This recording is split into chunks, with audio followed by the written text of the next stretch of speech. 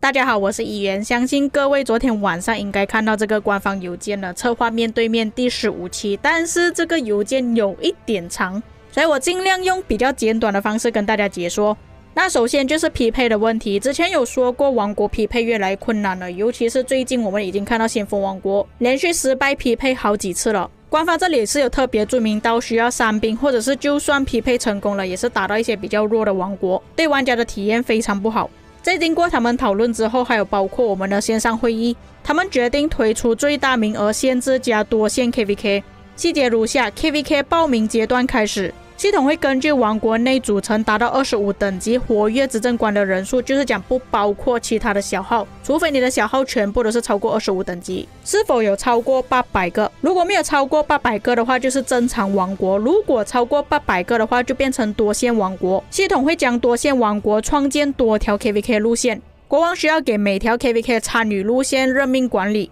协助自己确定对应路线最终出战名单，包括出战联盟跟角色。角色这里指的是玩家，简单的来说就是你的王国超过800个玩家，你的王国可以选择走2条路线，可能一个报名八方逐鹿，另外一个报名英雄战歌，但是国王必须要选出2个管理负责不同的路线。根据官方这里的描述，是可以根据名单报名的，你可以选择哪一些玩家要选择那张地图。那这些剧本还是由国王去选择的，每条 KVK 参与路线都会进行单独的 KVK 匹配，可能与正常王国匹配在一起，也就是王国里面少过800个25等级账号的王国。同一个王国选择不同的 KVK 路线，不会匹配到同一个失落之地。其他正常的王国，也就是先锋以下没有超过800个25等级账号的王国，游戏体验尽量跟目前是一致的，也就是说我们现在怎样报名怎样打 KVK 依然是不会改变，尽量啦。但是国王需要选择下一次 KVK 想要参与的剧本，比方说你下一次想要报名英雄战歌的话，你就必须要先选择。在报名阶段结束时，系统会自动补发剩余名额，将王国内剩余名额按照战力排行发放给王国内未获得 KVK 参与名额的执政官。上面有提到 KVK 的参与名单是系统选择的，假设系统没有选择到你想要让他去参与 KVK 的玩家，系统会自动补发剩余名额给你。不过这个操作全部都是由国王决定的。正常王国基于800个上限进行补发，多线王国基于800个线路数上限进行补发。系统会符合匹配公平性的前提下进行名单弹性处理。在 KVK 开始之后，未获得失落之地参与资格的联盟不能建任何的建筑物。以上就是官方对于 KVK 报名的调整初步方案。这里有说到不排除后续可能会再进行调整，不过讲真的，800个名额对于国际服来讲其实还是有一点多，但是对于国服来讲应该还算可以接受，所以我觉得出这个东西应该对国际服来讲不会有多大影响吧，除非那些先锋王国是真的有很多小号全部都是25等级以上的。但是国际服的邮件还是没有提到何去匹配，那我感觉国际服应该是舍弃了这个方案，至于国服那边会被移除掉这个方案，我就暂时不清楚。不过以目前来说，至少官方是已经开始实行计划了，或许之后 KVK 会比较容易匹配也说不定。但是根据这个邮件所说，之后可能就不能丢这么多要塞了。根据名单报名的话，有可能之后天兵的账号就会越来越少，不排除之后打 KVK 的时间会缩短，这个部分我们还有待观察。接下来就是装备的部分，大家等了很久，我们直接看答复。除了50级武器部位工程装备以外，暂时不考虑推出其他的装备50或者是55等级了，这点也是之前玩家比较抗议的一件事情，但是我也不排除之后会不会推出，因为官方这里只是写暂不考虑而已，不是说永远不会推出。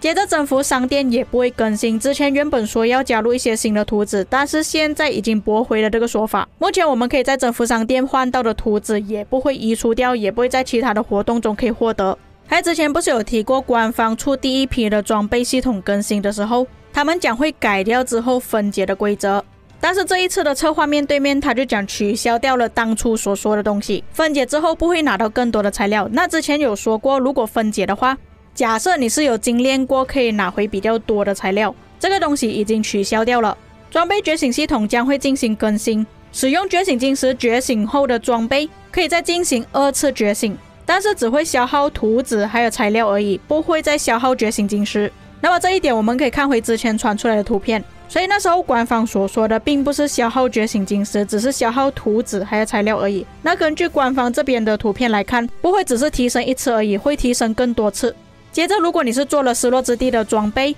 官方依然会下调它所需的材料，如果你是之前已经做过的，也是会返回材料，但是只是返回差价而已。可能原本你需要用90个，它调整之后只是需要用60个，它返回30个给你而已。那么返回会在9月21日，也就是我发布影片的时间啦。UTC 3点大概也就是我发布影片的时间11点左右，但是只限制于在8月22日前锻造的玩家，在这个时间点之后锻造的玩家就非常可惜了，就没有办法返回。所以我那时候才跟你们讲，暂时不要做任何的装备先。但是它这边返还呢，并不是只是返还你锻造而已，如果你有精炼过的话，也是一样会返还差价。不同的装备觉醒时获得的属性也会不一样，不同等级或者是不同部位的装备所需要的材料数量跟种类也是会不同。但是征服赛季的装备比起45等级的装备需要花更多的材料，但是属性也会比45等级的还要更高。装备觉醒后已经精炼的进度、专属效果全部都会继承，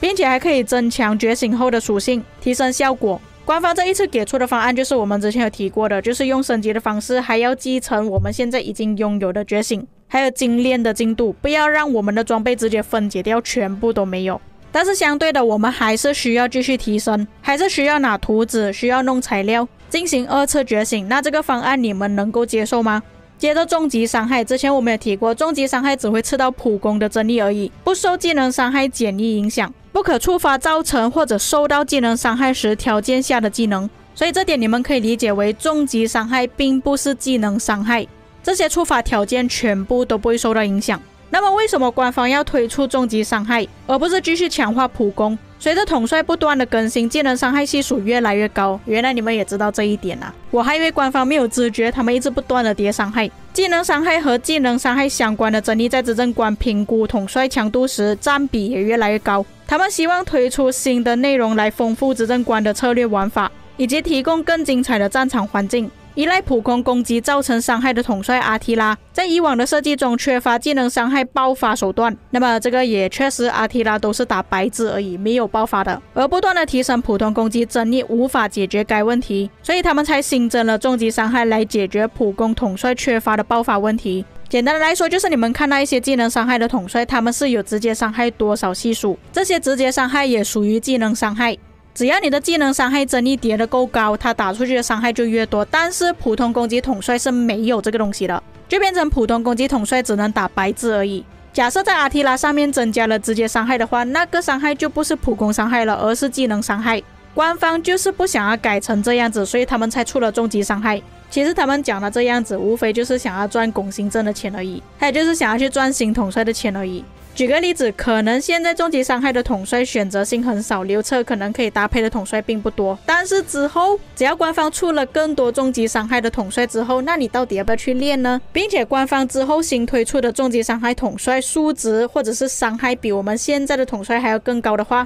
没有理由继续用旧的统帅而不去用新的统帅嘛。所以严格来说，讲好听一点，就是想要丰富游戏的玩法，推出更多不同种类的统帅。不过潜台词就是你们现在已经搞定了楔形阵，现在马上跟我去做拱形阵。只是我没有想到第一个中招的就是步兵玩家，步兵玩家已经够惨了，还要受这种罪。添加拒绝好友申请的按钮，那官方正在开发中，这个要等之后的公告。再来就是之前有提过的，方便国王去计算 DKP， 让官方出自己的 DKP 系统。其实这个问题我在之前做国服的策划自动车里面有提到，同样的问题，同样的答复。那他们正在开发中啦，这个可能需要一点时间，反正短期之内是不会出现的。再来希望出更多种文明背景的统帅，这个是不是听到很熟悉嘞？就是之前我做的韩国玩家社群反馈里面有提到的问题。